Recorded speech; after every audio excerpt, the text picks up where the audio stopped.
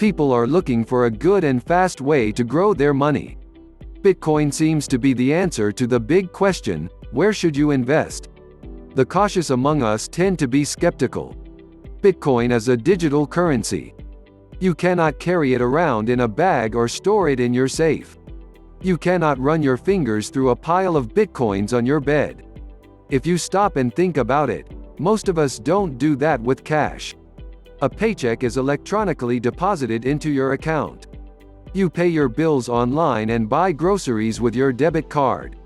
When was the last time you had a pile of cash to run your fingers through? The difference is that you can withdraw cash from your bank account and it becomes concrete. It is something real that you can hold in your hand. You can cash in your bitcoins too. Instead of a handful of bitcoins, you end up with a handful of good old cash. What does Bitcoin have that cash doesn't? For one thing, Bitcoin is deflationary. There is a limit to the number of bitcoins available, so as more people hop on the Bitcoin wagon, the value of each bitcoin increases. It is very simple to use. Once you join the Bitcoin gang, you can pay out or receive bitcoins so easy, it is like sending someone a text message. Each Bitcoin transaction is recorded in a way that prevents it being manipulated. There are no fake charges with bitcoins.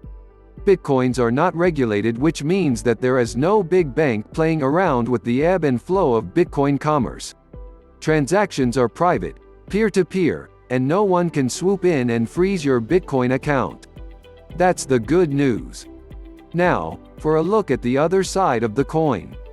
The first thing that may be considered a drawback is that you have to learn a new money method. We are used to cash from early on when you learned about handling your allowance. To use Bitcoin, you need to have a Bitcoin wallet. This means that you need to learn a little bit about where Bitcoins come from and how you can spend them. Or turn them into cash.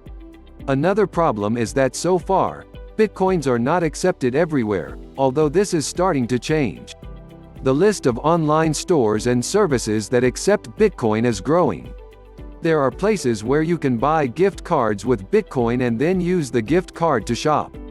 In November 2017, a $50 USD Amazon gift card cost 0.009685 BTC. Because there is a limit to the number of Bitcoins that will ever be available, the ability to mine for Bitcoins is slowing down. Of course, this also means that the price of Bitcoin is rising. Good for sellers, not so good for buyers. Bitcoins can be stolen. Yes, they are digital, but you need to keep them in a wallet. No, not a good old-fashioned wallet, but a wallet stored digitally or printed out on paper. You have to be sure that your digital wallet is stored someplace where a computer crash won't delete it forever. There is always an element of society that seeks to find loopholes to destroy something good. If you want to give Bitcoin a try, but fear that it will suddenly become worthless, here is a good idea. Buy some, let it grow, then cash out the initial amount you invested. If the rest of it continues to grow, that is great. If there is a bubble and it bursts, you are not out any money because you took back your initial investment. One immediately obvious and enormous area for Bitcoin-based innovation is international remittance. Every day, hundreds of millions of low-income people go to work in hard jobs in foreign countries to make money to send back to their families in their home countries, over $400 billion in total annually, according to the World Bank. Every day, banks and payment companies extract mind-boggling fees, up to 10% and sometimes even higher, to send this money. Switching to Bitcoin, which charges no or very low fees, for these remittance payments will therefore raise the quality of life of migrant workers and their families significantly. In fact, it is hard to think of any one thing that would have a faster and more positive effect on so many people in the world's poorest countries. Moreover, Bitcoin generally can be a powerful force to bring a much larger number of people around the world into the modern economic system. Only about 20 countries around the world have what we would consider to be fully modern banking and payment systems. The other roughly 175 have a long way to go. As a result, many people in many countries are excluded from products and services that we in the West take for granted. Even Netflix, a completely virtual service, is only available in about 40 countries. Bitcoin, as a global payment system anyone can use from anywhere at any time, can be a powerful catalyst to extend the benefits of the modern economic system to virtually everyone on the planet. And even here in the United States, a long-recognized problem is the extremely high fees that the unbanked people without conventional bank accounts pay for even basic financial services.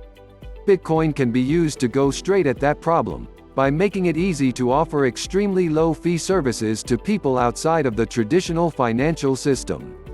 Another fascinating use case for Bitcoin is micropayments, or ultra-small payments. Micropayments have never been feasible, despite 20 years of attempts, because it is not cost-effective to run small payments, think $1 and below, down to pennies or fractions of a penny, through the existing credit, debit and banking systems. The fee structure of those systems makes that non-viable. All of a sudden, with Bitcoin, that's trivially easy. Bitcoins have the nifty property of infinite divisibility, currently down to 8 decimal places after the dot, but more in the future. So you can specify an arbitrarily small amount of money, like 1/1000th of a penny, and send it to anyone in the world for free or near free. Think about content monetization, for example. One reason media businesses such as newspapers struggle to charge for content is because they need to charge either all, pay the entire subscription fee for all the content, or nothing, which then results in all those terrible banner ads everywhere on the web. All of a sudden, with Bitcoin, there is an economically viable way to charge arbitrarily small amounts of money per article, or per section, or per hour, or per video play, or per archive access, or per news alert. Another potential use of Bitcoin micropayments is to fight spam. Future email systems and social networks could refuse to accept incoming messages unless they were accompanied with tiny amounts of Bitcoin, tiny enough to not matter to the sender, but large enough to deter spammers, who today can send uncounted billions of spam messages for free with impunity. Also, another interesting use case is public payments. A random spectator at a televised sports event held up a placard with a QR code and the text, "Send me Bitcoin." He received $25,000 in Bitcoin in the first 24 hours, all from people he had never met. This was the first time in history that you could see someone holding up a sign, in person or on TV or in a photo, and then send them money with 2 clicks on your smartphone. Take the photo of the QR code on the sign, and click to send the money.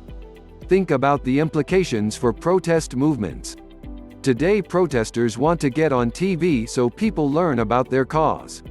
Tomorrow they'll want to get on TV because that's how they'll raise money, by literally holding up signs that let people anywhere in the world who sympathize with them send them money on the spot. Bitcoin is a financial technology dream come true for even the most hardened anti-capitalist political organizer. The coming years will be a period of great drama and excitement revolving around this new technology. I hope that I have given you a sense of the enormous promise of Bitcoin. Far from a mere libertarian fairy tale or a simple Silicon Valley exercise in hype, Bitcoin offers a sweeping vista of opportunity to reimagine how the financial system can and should work in the Internet era, and a catalyst to reshape that system in ways that are more powerful for individuals and businesses alike.